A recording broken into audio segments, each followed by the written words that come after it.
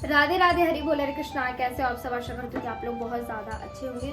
तो नवरात्र की तैयारियां मैंने कर ली है। एक एक करके मैं आपको चीज़ें दिखा देती हूँ कि किन किन चीज़ों की ज़रूरत पड़ेगी और मैंने क्या क्या चीज़ें ले ली हैं। और इसी प्रकार से आप भी कुछ तैयारियां कर सकते हो, अभी टाइम है तो इसलिए मैंने सोचा आपके साथ शेयर करती हूँ। जिसको जो नया आता है वो ले सकता है। तो चलिए जी, वीडियो शुरू करती हूँ और दिखाती हूँ मैं आपको कि किन किन चीज़ों की हमें नवरात्र में ज़रूरत पड़ेगी। तो देखिए, सबसे पहले तो हमें ज़रूरत पड़ती है एक चौकी की, क्योंकि हम माता रानी के लिए चौकी लगाते हैं। तो चौकी हमें जब भी यूज़ करनी होगी हम धुल के चौकी का यूज़ करेंगे, ठीक है। तो मैंने चौकी निकाल ली, हम इसको अच्छे से वॉश करेंगे, पहले सुखाएंगे पोंछ के अच्छे से, फिर इसका यूज़ करेंगे, ठीक है। उसके बाद मैंने लिया है आसन। हम पीला और लाल दो आसन लेंगे, दोनों ही रंग शुभ माने जाते हैं, तो पीला और लाल दोनों लेंगे। पीला मैंने थोड़ा बड़ा लिया है और ये लाल, इसमें हम कपड़ा लेके आई हूँ मैं यहाँ पे, तो इसको हम अच्छे से बनाएंगे। लेकिन आपने आसन लेना है। आप यहाँ पे लाल भी ले सकते हो, पीला भी ले सकते हो, दोनों भी ले सकते हो, जैसा आपको ठीक लगता है आप वैसा कर सकते हैं, ठीक है। एक चीज मैं बता दूं, जो लोग घट स्थापना करते हैं वो अलग से मैं स्क्रीन पे लिस्ट दे दूंगी, तो आप लोग वो सामान देख के लिख सकते हैं। क्योंकि मैंने नवरात्रि के 9 दिन का व्रत नहीं रखा था तो घट स्थापना भी नहीं की थी, तो इसलिए मैंने वो सामान नहीं लिया है। बट मैं आप लोगों के लिए लिस्ट मेंशन कर दूंगी, ठीक है। तो ये हमने चौकी ले लिया, चौकी का ले लिया हमने आसन।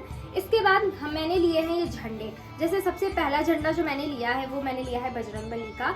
ये झंडा हम माता रानी के पास लगाते हैं, क्योंकि आप लोगों को वैष्णो माता वाली स्टोरी पता हुई सभी लोगों को, तो उस स्टोरी के बेस पे मैं हमेशा जब भी माता रानी को विराजमान करती हूँ तो उनकी सुरक्षा के लिए बोल सकते हो आप, या उनकी पहरेदारी के लिए हम बजरंगबली का झंडा जरूर से लगाते हैं चौकी के आगे। क्योंकि हमारा नया साल शुरू हो जाता है तो एक शुभ झंडा जो भी होता है वो हमें हमारे घर के बाहर भी लगाना चाहिए। तो इसलिए मैं हमारे घर के लिए लेकर आई हूँ एक ये बड़ा सा जय माता दी वाला झंडा। तो आप भी ला सकते हैं, क्योंकि नववर्ष शुरू हो जाता है हम लोगों का, तो वहाँ पे आप इसे लगा सकते हैं, ठीक है। उसके बाद मैं लेके आई हूँ माता रानी के लिए एक चुनरी। ऐसी आप जैसी लेना चाहो वैसी ले सकते हो, सादा सिंपल जैसी। मेरी माता रानी के पास तो है चुनरी, बट मैंने ये एक्स्ट्रा में लेके आई हूँ, क्योंकि जब भी नवरात्र आते हैं तो मैं नई चुनरी ही उड़ाती हूँ, इसलिए मैंने ये नई चुनरी एक ले ली है। उसके बाद हमें जरूरत पड़ती है एक पूजा की थाल की। तो जो भी आपके पास पूजा की थाली हो वो ले सकते हो, नहीं तो एक प्लेट थाल जो भी है वो अलग से ले लो, दिया ले लो। तो हमें एक इसकी ज़रूरत पड़ने वाली है। उसके बाद मैं लेकर आई हूँ ये पंच मेवा। ये इसमें 5 प्रकार की मेवा आपको मिल जाएगी और ये आराम से भोग लगा सकते हो। अगर आपको कुछ भोग समझ में नहीं आ रहा है तो 9 दिन के लिए आप ये 9 पैकेट ले सकते हो, या फिर हर दिन आप अलग अलग लगा सकते हो। जैसे मैं ये लेके आई हूँ मंदिर के लिए, जो मैं मंदिर की चीज़ें दूंगी वो मैं आपके साथ शेयर कर दूंगी। तो ये मैं अलग से लेके आई हूँ। मैं अपने हाथों से रोज 9 दिन भोग बनाऊंगी और वही माता रानी को लगाऊंगी, तो वो मैं आपके साथ शेयर करूंगी, ठीक है। तो ये मैं लेके आई हूँ पंचमेवा का पैकेट। उसके बाद आपको धूप बत्ती की जरूरत पड़ेगी। तो अच्छा है कि आप 9 दिन के लिए लेके रख लो। आप लोवान वाली धूप बत्ती भी ला सकते हो, जैसी आपको ठीक लगती है वैसी धूप बत्ती लेके आ सकते हो, ठीक है। उसके बाद आपने ध्यान रखना है कि आपके पास इत्र जरूर से होनी चाहिए। माता रानी को हम इत्र जरूर से अर्पण करते हैं, तो आपने लेनी है माता रानी के लिए एक इत्र। मैं ये रुई की बाती लेके आई हूँ 2। वैसे 2 की जरूरत पड़ती नहीं है, लेकिन मैंने सोचा कि अभी फेस्टिवल का टाइम है तो ले लेते हैं, तो मैं ये 2 रुई की बाती लेके आई हूँ। उसके बाद बाती के साथ आपको घी की ज़रूरत पड़ेगी। काफ़ी सारे लोग सरसों का तेल यूज़ करते हैं, जैसे जो कि अखंड ज्योत जलाते हैं वो सरसों का तेल डालते हैं। मैं यहाँ पे ये घी लेके आई हूँ कि हम घी का दीपक जलाएंगे, तो इसलिए ये हमने घी ले लिया। इसके बाद मैंने लिया यहाँ पे ये बंधन। बंधन क्या होता है कि थापे लगाए जाते हैं और हमारे बंधन से माता रानी को तिलक किया जाता है। सबके यहाँ अलग अलग रिचुअल्स होते हैं, हमारे यहाँ पे ऐसा ही होता है, तो इसलिए मैंने ये बंधन लेके आई हूँ। डिब्बी वाला बंधन है, काफ़ी अच्छा है और बोला था कि अच्छा है तो आई होप अच्छा ही होगा, तो एक मैंने बंधन ले लिया। उसके बाद आपको चाहिए होता है हवन कुंड। ये मैंने निकाला है आज ही, तो इसको हम वॉश करेंगे, अच्छे से क्लीन करेंगे। काफ़ी सारे लोग जो माटी का होता है उसका यूज़ करते हैं। अगर आपको मिल जाता है तो बहुत अच्छी बात है, क्योंकि इसको साफ़ करना बहुत मुश्किल हो जाता है। तो अगर आप नया लेके आ रहे हो तो हम माटी का ही लेके आइए, मैं तो यही बोलूँगी। हमारे यहाँ पे हवन कुंड है तो हम हवन कुंड यूज़ करते हैं, तो मैंने ये हवन कुंड निकाल लिया जिसको हम साफ़ करेंगे। उसके बाद आपको चाहिए होती है हवन वाली सामग्री। हमारे यहाँ पे अभी थोड़ी टाइम पहले ही पूजा हुई थी घर में, तो बहुत सारी सामग्री बच गई थी, तो मैंने ये इतनी अलग निकाल के रख दी थी।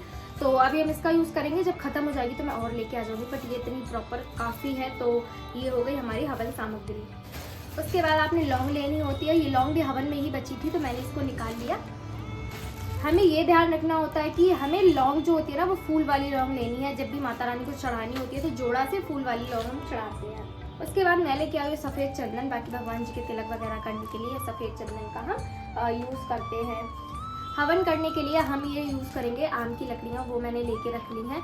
आम की लकड़ियाँ आराम से हमें मिल जाती है, इसलिए मैंने ले लिया। नहीं तो उसके बाद मैं लेके आई हूँ सुपारी, ये खुली सुपारी मैं लेके आई हूँ, ठीक है। तो जब माता रानी को भोग लगाया जाता है तो पान के ऊपर सुपारी रखी जाती है, लौंग रखी जाती है, इस प्रकार से पूरा भोग लगता है। तो मैं यहाँ पर ये सुपारी लेके आई हूँ। और उसके बाद मैं लेके आई हूँ कपूर।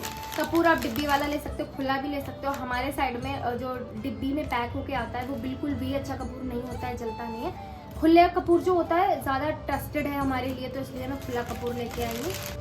उसके बाद आपको चाहिए एक जल के लिए लोटा, और साथ में मैंने एक ये ली है चांदी की कटोरी। इसको भी हम वॉश करेंगे, मैंने आज ही चीज़ें निकाली है तो इसको भी हम वॉश करेंगे। माता रानी को हम चांदी की कटोरी में भोग लगाएंगे। देखिए है तो लगाते हैं, नहीं है तो कोई बात नहीं, तो हमारे पास है तो इसलिए हम सोच रहे हैं इसमें लगाएंगे। उसके बाद मैं लेके आई हूँ ये मौली, जो हम माता रानी के बांधते हैं, ठीक है। बाकी हमें फूलों की ज़रूरत पड़ेगी, जो कि हम उसी दिन ताज़े फूल लेंगे।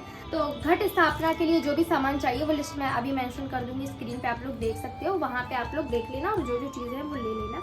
माता रानी को हम 16 श्रृंगार भी चढ़ाते हैं, जो कि मैं अलग वीडियो आप लोगों के लिए बनाऊंगी। मैंने जो भी लिया है 16 श्रृंगार में वो मैं आपके साथ शेयर करूंगी, ठीक है। तो जो भी लिया, जहाँ से लिया, वो सब कुछ आपके साथ मेंशन कर दूंगी। तो ये सारी मैंने तैयारियां करके रख ली हैं अब, और भोग मैं खुद बनाऊंगी तो वो मैं आप लोगों के साथ वैसे वैसे शेयर करूंगी। बाकी इतनी चीज़ों की तो हमें प्रॉपर ज़रूरत पड़ेगी। देखिए सबसे ज़रूरी है, आपने माता रानी की एक फ़ोटो और चाहिए, ठीक है। फ़ोटो मूर्ति जो भी आपके पास हो, मेरे पास ये माता रानी है जिसमें 9 देवियाँ हैं, पूरी शेरवाली मैया, वैष्णो माता, सब आपको मिल जाएंगी। तो इस प्रकार से आपने कोई भी फ़ोटो या मूर्ति जो भी आपके पास हो वो आपने विराजमान करनी है। क्योंकि मैं घट स्थापना नहीं करी इसलिए, नहीं तो सामान और ज़्यादा हो जाता, ठीक है। तो आज का वीडियो यही था। आपको कैसा लगा मुझे कमेंट करके बताना। पसंद आया तो लाइक कर लेना, चैनल को सब्सक्राइब कर लीजिएगा। राधे राधे, हरि बोल, हरे कृष्णा।